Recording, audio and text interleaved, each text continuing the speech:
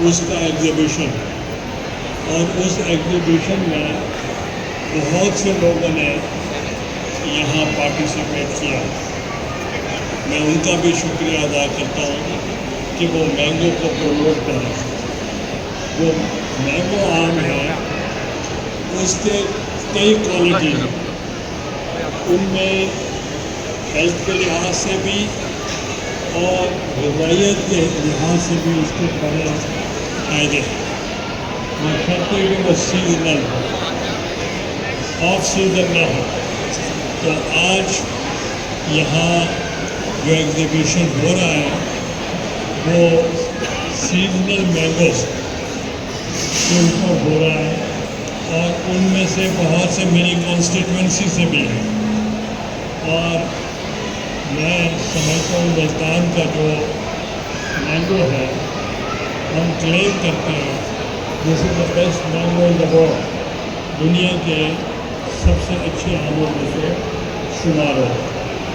اور اگر ہم اس کی پروموشن کریں گے تو بہت سا زر مبادلہ ہم کما سکتے ہیں، اور ابھی بھی ہم اس کو ایکسپورٹ کر رہے ہیں، اور اس کو کمرشل طریقے سے جب ایکسپورٹ کریں گے، ایک اسٹینڈرڈ مینٹین کریں گے، ایک مینگو کا سائز ہم مینٹین کریں گے، اس کی جو ٹریٹمنٹ ہے وہ پوری کریں گے، اس کی شیلف لائف بڑھائیں گے، اس کا تمام مستفید ہوں گے۔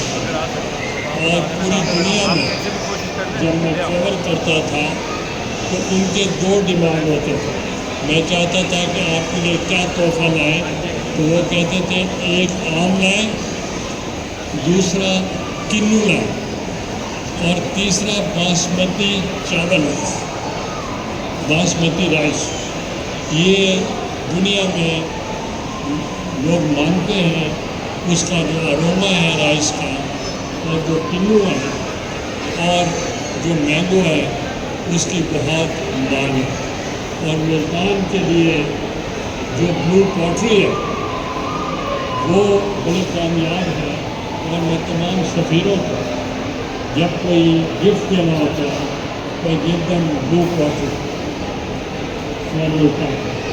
تو اس لیے میں یونیورسٹی کا اور سینٹ ٹورس کا میں سی او کا مشکور ہوں کہ انہوں نے یہ اپرچونیٹی دی، اور اس ایجوکیشن کے اوپر کے بعد بہت سے لوگ آئیں گے مستفید ہیں۔